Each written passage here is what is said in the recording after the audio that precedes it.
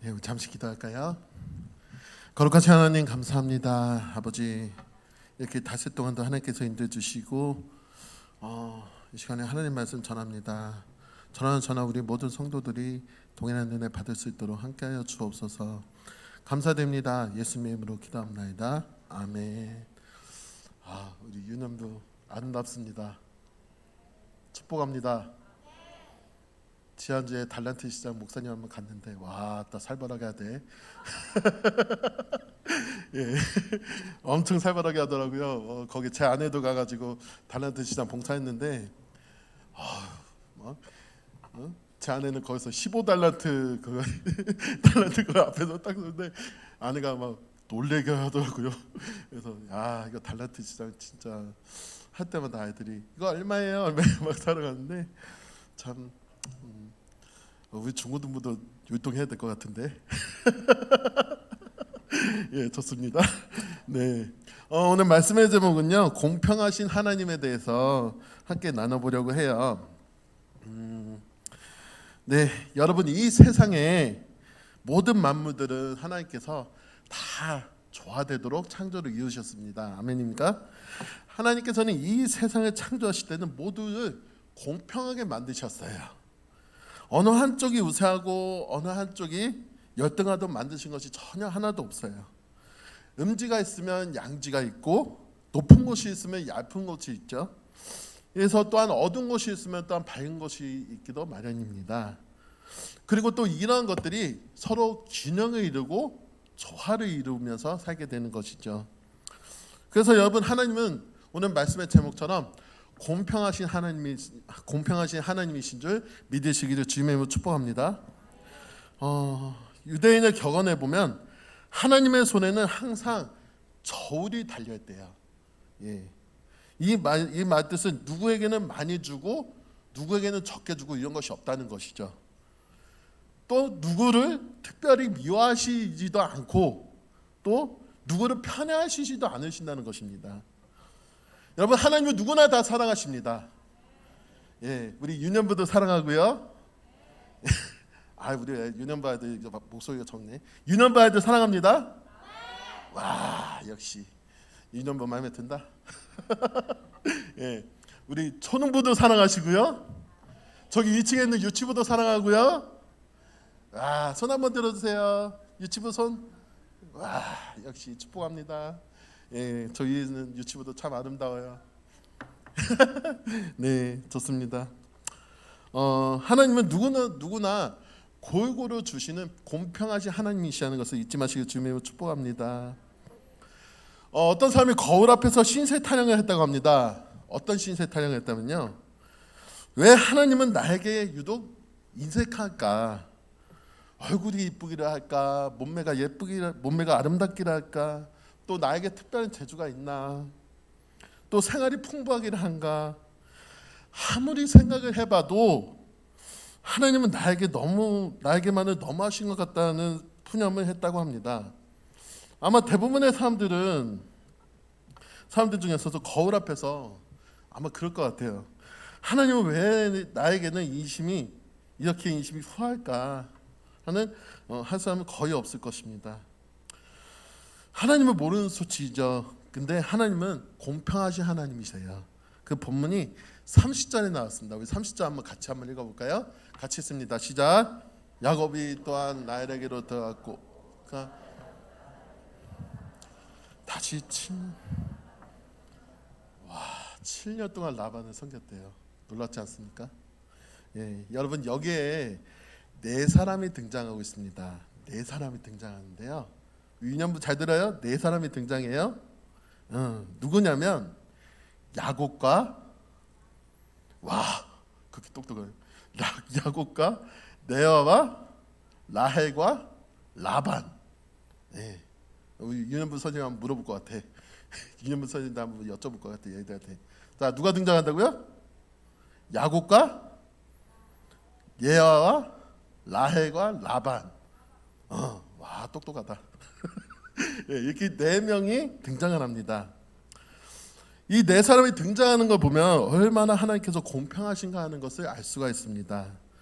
그러면 오늘 본문에 등장하는 이 네 사람을 저희 성도분이 함께 살펴보면서 하나님은 공평하신 하나님을 바라보시는 저희 성도분 되시기를 주님의 이름으로 축복합니다.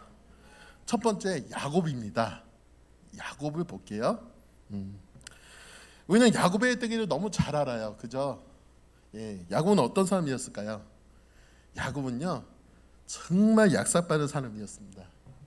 약삭빠른 사람이고 집념이 강하고 남이 가진 것을 보면 뺏지 않고는 못 빼기는 사람이 바로 야곱이었어요. 또 야곱은 잉태되었을 때부터 참 문제아였어요.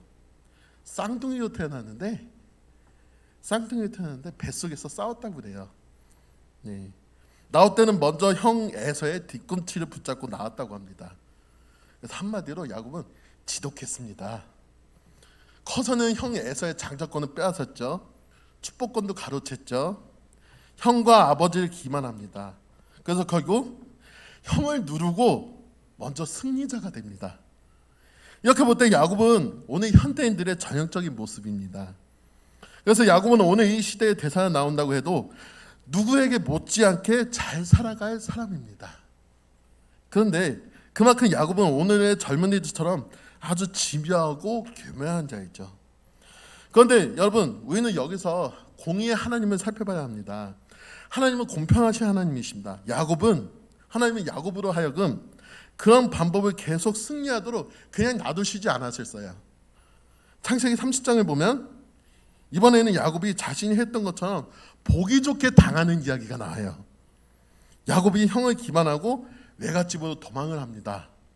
가서 보니까 외삼촌에게 레아와 라헬이라는 두 딸이 있었어요. 아주 예쁜 딸 두 딸이 있었어요.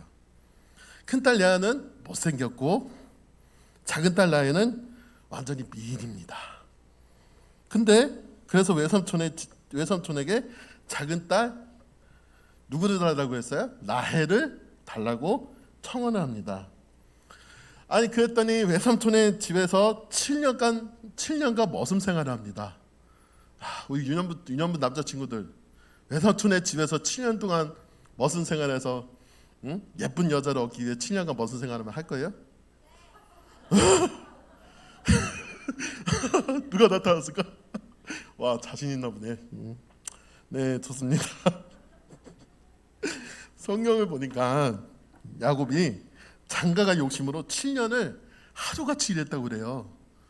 예, 7년을 하루같이 일했대요. 와, 얼마나 놀라울까요? 얼마나 진념이 강했을까.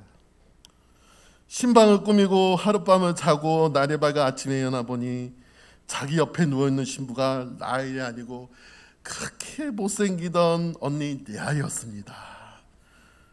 야곱이 감쪽같이 속았죠. 네.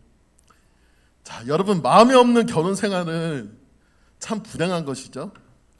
한 해도 아니고 두 해도 아니고 평생을 마음에도 없는 사람과 함께 살아간다는 것은 참 불행한 일입니다. 그래서 화가 난 야곱이 외삼촌에게 항의를 합니다. 아니 나에겐 누구예요? 라헬을 가지려고 했는데 외삼촌이 왜 나에게 레아를 줍니까? 하면서 뭐라고 해요? 항의를 하죠. 그랬더니 외삼촌 라반이 이렇게 얘기를 하죠. 어떻게 얘기할까요? 우리 풍습으로는 동생을 먼저 결혼시키는 법이 없다. 와, 놀랍지 않습니까? 우리 풍습에는 동생을 먼저 결혼시키는 법이 없대요. 그러니 7년간 더 머슴을 해야 돼요. 그러면 동생도 주겠다. 와, 이런 사기가 어디 있을까요? 이 약삭빠른 야곱이 이렇게 기만을 당한 일을 보게 됩니다. 예, 여러분, 형을 속이고 가슴을 멍들게 하고 그늘에서 피눈물 나게 하고 아버지를 감쪽같이 속인 이 약삭빠른 야곱이 그 뻣뻣한 여자하고 하룻밤을 보내면서도 전혀 몰랐다는 것. 와, 어떻게 생각할까요? 그러므로 여러분, 하나님은 공의의 하나님이십니다. 네. 남의 가슴을 아프게 하면 언젠간 자기 자신도 아프게 돼요. 그죠? 네. 여러분, 남의 가슴을 아프게 하지 마십시오. 할렐루야. 네. 여러분 야곱이 장가 가기를 위해서 7년도 플러스 7년 무려 14년을 외삼촌 라반의 집에서 섬겼던 거예요. 와, 역사상 이 사람 야곱 한 사람뿐이밖에 없을 거예요. 아니 신발 꾸면서 나와서 보니까는 엉뚱한 사람과 함께 잔 야곱 사람도 야곱일 뿐일 것이고요. 참 여러분, 우리는 여기서 야곱에게서 배워야 할 것은 뭘까요? 남을 속이면 안 되는 것이죠. 하나님은 반드시 갚으시는 하나님이십니다. 그 하나님은 어떤 하나님이실까요? 오늘 말씀의 제목처럼 공평하신 하나님이십니다. 그 사실 잊지 마시길 주님의 이름으로 축복합니다. 두 번째 사람은 큰딸 레아입니다. 큰딸 레아를 한번 볼게요. 이 큰딸은 여성으로서 아름다움이 없어요. 네, 아주 못생겼어요. 네, 거기다가 무뚝뚝해요. 유년부 친구들 아주 무뚝뚝해요. 매력도 없어요. 부드러움도 없어요. 까칠까칠해요.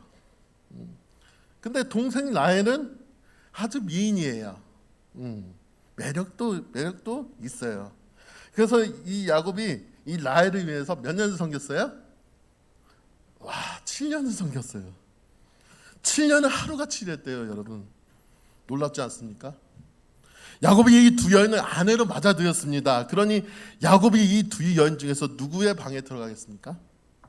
큰 딸은 보지 않고 작은 딸 라헬에게만 매일 찾아갔을 것이죠. 근데 그때 큰 딸의 마음은 어떠했을까요? 이때 여인들의 눈에는 보이는 것이 없죠. 체면이고 뭐고 없죠. 완전 시기와 질투 때문에 굉장히 괴로움을 당했을 것입니다. 그렇다고 이 일을 어떻게 합니까? 그게 현실일 것이요. 매력이 없고 볼품이 없고 남편이 자주 찾아오지 않는 것, 이것은 어떻게 할 도리가 없는 것이죠. 그런데 여기서도 공평하신 하나님을 보게 됩니다. 하나님은 멋이 없고 볼품이 없는 큰딸 레알에게 아주 통쾌하게 보상하십니다. 어떻게 보상할까요? 32절 한번 읽어볼까요? 32절 같이 있습니다. 시작. 여호와께서 레아가 사랑받지 못함을 보시고 그의 태를 여셨으나 야엘은 자녀가 없었더라. 여러분 무슨 말일까요? 여성으로서는 아름다움이 없다는 말이에요. 그래서 레아에게는 아름다움 없는 대신에 누구를 주었을까요? 자녀를 주었어요. 예. 아름다움이 없는 대신에 하나님은 아들을 낳는 복을 주셨어요. 할렐루야.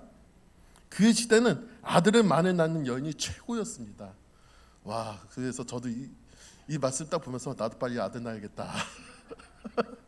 예. 그래서 하나님은 참 공평하신 하나님이다라는 생각을 한번 해보기도 합니다.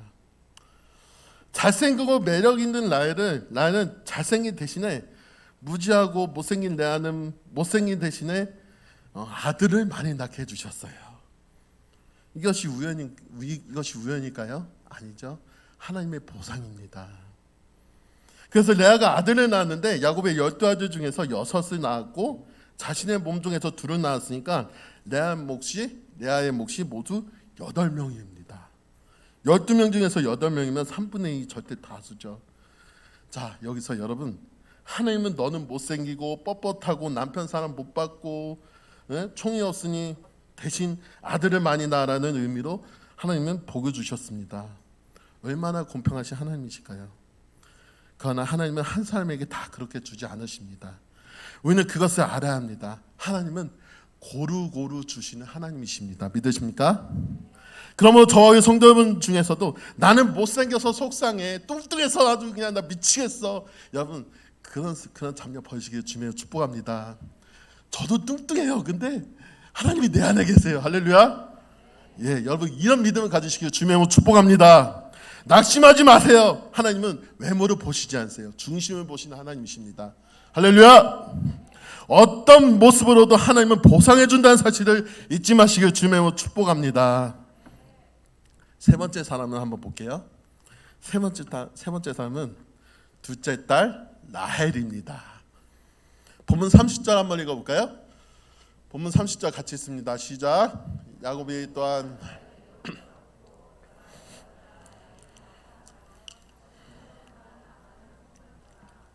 아멘. 무슨 말일까요? 여러분 이 말은 남편이 아내에게 정을 듬뿍 쏟았다라는 표현입니다. 쉽게 말씀드리면 라헬은 남편이 사랑을 독차지했다라는 것이죠. 네, 여러분, 한 여성이 이 세상에 태어나 잘생기고 상냥하고 아름답고 매력있고 거기다가 남편의 사랑까지 독차지하고 있다는 거, 얼마나 큰 축복일까요? 그렇다면 라헬이라는 여인은 이 세상에서 부러울 것이 없는 여인이에요. 여러분, 여성은 다른 말 할 것 없이 참 아름다워야 됩니다. 네, 그리고 할 수만 있으면 고상하고 매력 있고 품위가 있어야 되죠. 네. 그러므로 여기 라헬은 여인으로서의 여성으로서 매력을 다 가지고 있었어요. 남편으로부터 유감없이 사랑을 받았어요. 그건 얼마나 행복한 여인이었을까요? 그런데 여기서도 하나님은 공평하지 하나님을 볼 수가 있습니다. 라헬이라고 해서 모든 행복의 조건을 다 주셨을까요? 성경을 보니까 라헬에게 아름다움과 남다른 매력을 주신 대신에 하나님은 그의 태문을 닫아버리셨어요. 아이를 낳지 못하게 하셨어요.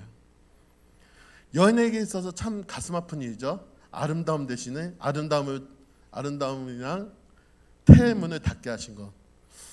여러분, 여기서 남들보다 빼어나게 잘생기신 분들 너무 좋아하거나 교만하지 말아야 합니다. 네. 이 여인이 평생 아이를 낳지 못하다가 결국 아이를 낳았는데 그만 유산해서 죽고 맙니다. 그렇다고 이 여인이 불행하고 실패한 여인일까요? 절대 아니죠. 그 여인은 비록 남들보다는 그 인생을 짧게 살았지만 한 여성으로부터 태어나서 남편의 사랑을 듬뿍 받았습니다. 네. 여러분, 이렇게 하나님은 공평하신 하나님이십니다. 이렇게 부족한 사람에게는 저것을 주셨고 저면이 부족한 사람에게는 저것을 주셨고 어떤 사람에게는 그 풍부한 여러 가지 아름다움을 주셨다는 사실을 잊지 마시길 바라겠습니다. 사람들은 나는 왜 이렇게 부족한 것뿐이야 하고 불평하는 일이 생깁니다. 자세히 보시면 하나님은 다른 면에서 보상을 해주십니다. 그래서 우리는 여러분, 불평보다는 긍정의 생각을 가져야 된다는 것이죠. 어떤 부분에 초점을 맞추지 말고 하나님, 나에게 하나님을 사랑할 수 있는 믿음을 주시옵소서. 그런 믿음을 가지시기를 주님의 이름으로 축복합니다. 그래서 이 세상을 보는 관점, 보는 시야에 따라서 달라지는 것이죠. 라헬은 미인인 대신에 방명했고 레아는 못생긴 대신에 아들을 낳고 오래 살았습니다. 여러분, 이처럼 하나님은 라헬에게 있어서도 공평하신 하나님이시라는 사실 잊지 마시기를 주님의 축복합니다. 마지막 네 번째로 라반입니다. 네. 라반은 어떤 사람일까요?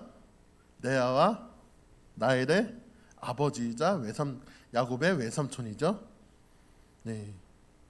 요새 말로 하면은 아이의 임금을 착취한 악덕업주라고 표현하죠. 아주 고약한 장인어른이죠. 하나님은 여기서도 개입하십니다. 창세기 30장 32절과 33절을 보면 장인과 사이가 고용계약서를 씁니다. 이 계약서는 일방적인 내용입니다.